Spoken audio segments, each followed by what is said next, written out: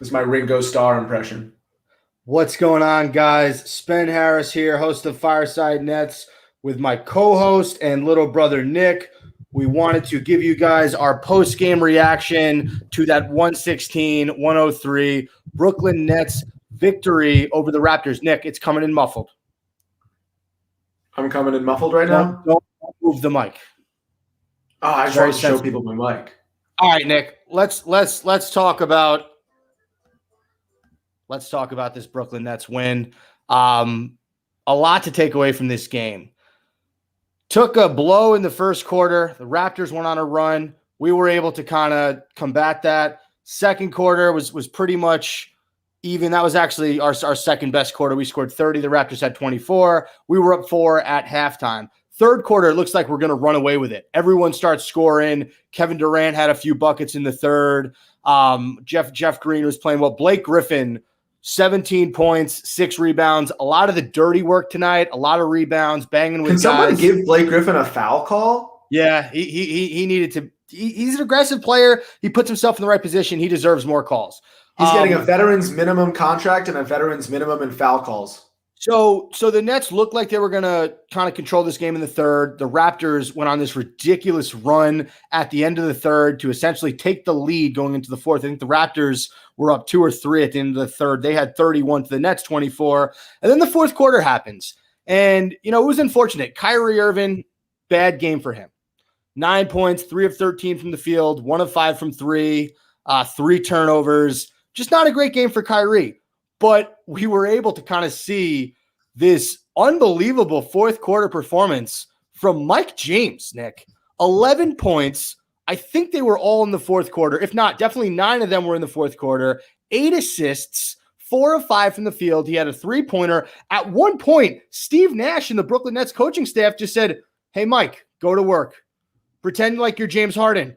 He hit a 3. He hit a 2. He gave a beautiful pass to Jeff Green for a dunk, and then he hit KD on a fast break layup, and essentially was responsible for 9 straight points for the Brooklyn Nets. His no-look pass to the corner to Jeff Green was beautiful. I mean, the fact that you have Kyrie Irving, who's a top 5 point guard in the last 10 years, and you're letting this guy that you signed 15 to 20 days ago, not even, control the ball, run the offense, and take shots down the stretch. It was a bold move by Steve Nash, but it paid off. Mike James is a solid player, and he looked really good today, Nick. This was a role player's game, man. Durant didn't really pack up his stats until the fourth quarter as well. This was just led by the Nets' 3rd, 4th, 5th, 6th, 7th guys today. If you look across the board on how many guys were in double-digit scoring, Green 22, Shamet 14, Harris 16, Tyler Johnson 10, Griffin 17, Mike James 11, Durant only 17, Kyrie Irving 9, didn't break double digits. So this across the board was our role players and our secondary players stepping up and supplementing Irving and Durant for not having a superstar type game, which is just to say how good they've been playing this season when they're healthy. This was like a huge, quiet, underwhelming, shocking game for Durant and Irving, I would say. Just really not a lot going on in that regard. Durant, like I said, padded his stats towards the end there, but just having the guys come in and provide that depth and that oomph and carrying our superstars through to the finish, especially like you said on that Raptors run, Malachi Flynn, a name that 98% of people who aren't Raptors fans haven't heard of, went off. Then you have Watanabe, who's like hitting corner threes, guys like Gillespie and other names you probably never heard just stepping up. Let's first break down why the Raptors went on that run. Kyrie was missing a ton of shots.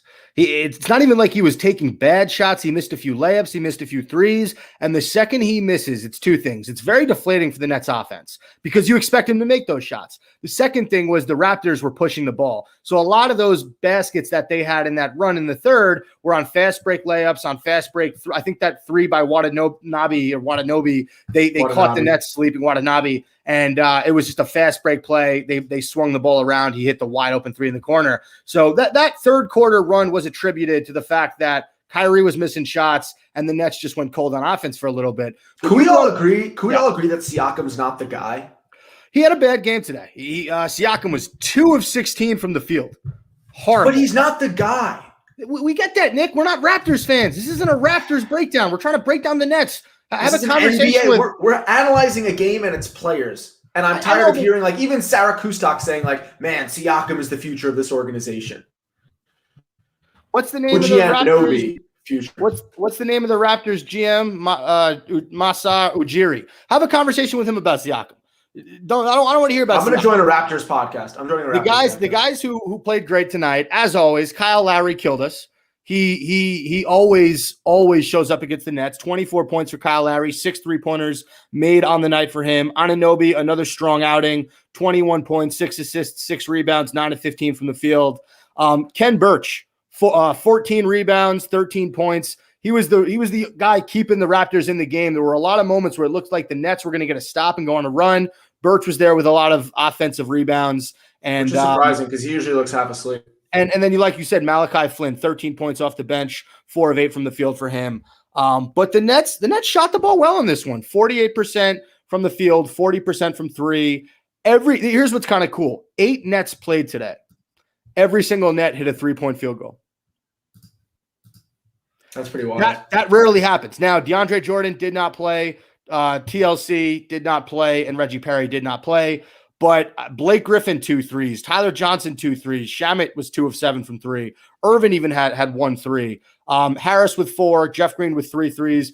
Jeff Green had 9 threes on the night. He shoots a lot of threes, man. And then Kevin Durant had 3 threes as well. Which is interesting in the rotation-wise that all those guys you mentioned didn't play because you usually see some stragglers who really come in to get 4 to 10 minutes, like an Alize Johnson type. You're right. I think that and James had 21 minutes, and that was the lowest of the active players. I think the fact that this Raptors team goes small. Birch is really the only true center they play. Siakam's like a hybrid 4 or 5. DeAndre Jordan's presence wasn't needed today. If you want to say that, he just wasn't necessary. It wouldn't have made sense. The Raptors moved the ball a ton on offense, and I think he would have been left in no man's land trying to cover Fred VanVleet and Kyle Lowry. Here's my question, and it worked out. Whatever Nash did worked, so I'm not saying it was a bad idea. But what I was surprised about is seeing Shamet got the start. What I was surprised about was seeing Mike James in crunch time over Shaq. So that was the big thing, right? It was a lineup, I think, before they put Kyrie in. It was Mike James, Shamet, Bruce Brown, Kevin Durant, and Blake Griffin or Jeff Green. And then they eventually subbed Green in for Blake Griffin, and they put Kyrie in, and they took Shamet out. And I was surprised about that because I'm thinking you're not going to take Tyler Johnson out. You're going to take Shamet out before you take Tyler Johnson or Mike James. And I think the final lineup we saw on the court was Mike James, Kyrie Irving, Joe Harris eventually came in for Tyler Johnson. Let's call it what it is. Joe Harris and Tyler Johnson are very similar in what they provide. Harris is a much more consistent 3-point specialist, where I think Tyler Johnson can work a little bit off the dribble, but they sort of kind of do the same thing. Am I right? But I wouldn't compare the two because Harris is 10 times better. In terms of being on the floor together and being you don't need effective. So they had Joe Harris out there instead of TJ in the end. But you're right, man. Mike James in crunch time. I said it in the beginning of our breakdown. Credit to Steve Nash. He rode the hot hand. To finish your crunch time lineup is Jeff Green and Durant. Okay. They rode the hot hand, and they put the ball in James's hands 4 or 5 possessions in a row, and it ended up at 9 points. That was the difference in the game. The Raptors were essentially done after that. Yeah, you had the whipped cream and cherry on the top with a few Durant buckets. I think he had 5 points in the final 3 minutes, a mid-range jumper and a 3-pointer. But it was a very strong offensive performance for the Nets. They broke 30 in the second and the fourth, 36 points in the fourth quarter. Here's another great stat in this game, Nick. You're going to love this. 100% from the free throw line, 18 of 18 from the strike. That's a rarity. That's a Christmas Day miracle. I haven't seen the Nets outshoot an opponent free throws in quite some time. Turnover margin, 13 for the Raptors, 10 for the Nets. I'm going to look at rebounds. It was 47-41. They beat us up on rebounds. Also, can we just applaud Blake Griffin's the charge guy on the team. He's one of the best offensive I want to talk more about Blake Griffin. Yeah, go on. Well, no, Blake Griffin, I had a fantastic game. He's had a fantastic last 4 games. I think he's averaging over 13 points. Joe Harris's charge with Siakam at the end there was an unbelievable charge. was a second later or before on taking position there, because he literally had to shift in and for a millisecond stand perfectly still, take it with his heels a half a centimeter in front of the restricted area. So that was an unbelievable charge. Siakam was off. He was having a bad game. He was playing over aggressive and trying to force a bucket. But Joe Harris put his body on the line, really up 10, or the game was kind of sealed at that point, and still said no easy buckets for this Raptors team. Absolutely. And the funny thing about that play, they reviewed it because you heard Raptors players. Siakam goes, yeah, but you heard Raptors players on the floor going, that's not a charge. And like, it was a charge. Really quick, I want to address the comments in here. E_elite23 said, it just shows us that Marks knows what the hell he's doing when it comes to finding talent. So absolutely, Marks has done a phenomenal job. He's probably going to win Executive of the Year. And then poor Chioza though. BKN_ wrote, Siakam always been bad. He stole the MIP from D'Lo. Preach. It was awesome. Thank you. Awesome defense by Joe. Blake has been such a gritty play for us. You're absolutely right, BKN_ says. And before, we're going to end the post-game breakdown waxing poetic about Blake Griffin. If he's hitting that three-point shot and he's basically playing confident in the post, I guess, and then on defense, he's giving that effort, he is such a good addition to this team. I know we all freaked out when LaMarcus Aldridge retired. That sucked from a fit standpoint. We really liked the way what LMA was giving us, and he added that mid-range jumper automatic dynamic to our offense. But it just goes to show you, when we signed him and Blake Griffin, we weren't just getting one or the other. We were getting both guys, and Blake Griffin has been just absolutely fantastic on both ends of the floor. Yeah. LMA doesn't take charges like him. He does not. No. And I'm not saying he's not a hustler or a hard worker. That's just not his game. He's not the same defensive player Griffin is.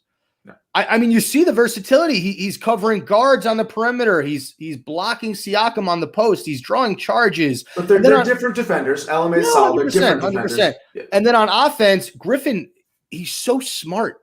He makes the right decision. If he's open, he shoots the three. If he's not, he makes the right pass. He always recognizes that mismatch in the post. A lot of times you saw that. He had Flynn on him. He had Lowry on him. He's like, remember, this was an exception. The Raptors do have kind of a smaller lineup similar to the Heat where you can go small, right? Kem Birch isn't really a big man threat. And then you have Siakam, who's kind of a scrawny 3 to 4. They don't really have power down low. If we were going to play, like a Lakers or a Knicks with a bigger we'll need DeAndre Jordan or Nick Claxton to play. We'll need to supplement Griffin. But because Griffin has a more guard mentality, can't put the ball on the floor, is a more athletic he's perfect for a matchup like this. Wouldn't you say Griffin and Birch are kind of the same stature? No, I didn't say that. I said I'm saying that. Oh, are you saying that? I'm saying that. I mean, how tall is Birch? Birch isn't one of those. But dude, look at the way they play. Look at the way they move their body. I don't know. Maybe they have the same height and weight. Kem Birch is 6'9". Yeah, I mean, but that's all I'm saying. I'm saying this was a great matchup for Griffin because he wasn't going up against Andre Drummond. He wasn't going up. Right, that's what I'm saying. We're in agreement there. This guy has a question. He wrote, would you guys like to see Blake and Claxton on the floor together? I wouldn't hate it. If in this hypothetical they needed, if they were playing a bigger lineup, if they were playing a Lakers with like an AD and Drummond, they would supplement each other well because Blake stretches the floor, but we still need a rock down low. So I would like to see that, but still at this moment, I trust the DeAndre Jordan veteran with Blake Griffin, and they've played together before as opposed to Claxton. I like both those lineups more than I like Blake and Jeff Green. Blake and Jeff Green just don't work. It gives us no rebounding presence. On the floor. So great win by the Nets. And I'll tell you, the last thing I'll say about Blake Griffin, if we don't have him specifically in this game, I think we lose this game. I think the fact that, he was the only one who was willing to bang on the boards. He ended up, what did he end up pulling? Like six rebounds, rebounds in 22 minutes. Ass beat up down low. Well, here's the thing. He was the hero in the beginning of that fourth quarter. And then once he came out, it was the Mike James show. Mike James was doing his James Harden impression. So the two players in this game that you have to salute, we do not win without these two guys, Mike James and Blake Griffin. Kyrie was off. KD was being double-teamed the whole game. Jeff Green wasn't shooting great from three. Joe Harris had a good game, but and Landry Shamet was a little bit cold as well. Mike James, Blake Griffin, everybody on the Nets hit a three tonight. and they shot 100% from the free throw line. Nick, any final words before we sign off? This just goes to show you how deep we are. As we spoke about before, if 2 of our 3 superstars, when they're all healthy, Harden, Durant, and Irving, if 2 of them are on, if one of them is on and another one is somewhat on, we are virtually unbeatable. Today we had a game where Kyrie and Durant were both a little quiet. We're both, I'm not going to say off. Durant, well, I mean, you can't say Durant was off. He was 5 of 7 from the field. I'm not going to say he was off, but it was a more quiet, tamed game for both of them. Neither of them took over. And then if you have guys like Blake Griffin, Mike James, Joe Harris stepping up in that situation, when 2 out of 3 or 1 out of 3 of our superstars really isn't taking over the game, isn't dominating, right? Then we cannot lose. Because we have enough depth and enough talent and this building chemistry that if we start to carry each other like we are now, and just the attitude and the hype and the enthusiasm and the love, Harden freaking out on the bench, to me, this is what we need to see. And this is what gives the veterans, this is what gives the superstars the confidence to say, I could have an off game every once in a while. And the team doesn't depend on me. It takes a little bit of that load off. I'm sure Kyrie Irving is feeling that exact feeling right now. And by the way, Mike James, Blake Griffin, the 2 players of the game, played the least amount of minutes in the game. 21 minutes for Mike James, 22 minutes for Blake Griffin. Jeff Green at 37 minutes, and then Kevin Durant with 33 as well. So you love to see it. You love the win. Finally, Nick, we beat the Raptors handedly. Let's go have a good sleep. And I will see you very soon in Brooklyn. We'll watch a Nets game together and we'll do some great content. Nets at Pacers Thursday, 2 days from now, 7 p.m. Also, if you haven't listened to the latest Fireside Nets episode on Apple and Spotify, it's out. Me and Nick talk a ton of playoff matchups that we'd want to see. We talk about Kevin Durant and how much we just freaking love him. And we break down the Nets games from last week. So check it out, Fireside Nets with Spen and Nick, brought to you by Empire Sports Media. We love you guys. Have a good one. What's with you doing the finger thing? I'm gonna end the broadcast. Peace is a peace. We're peaceful people, so.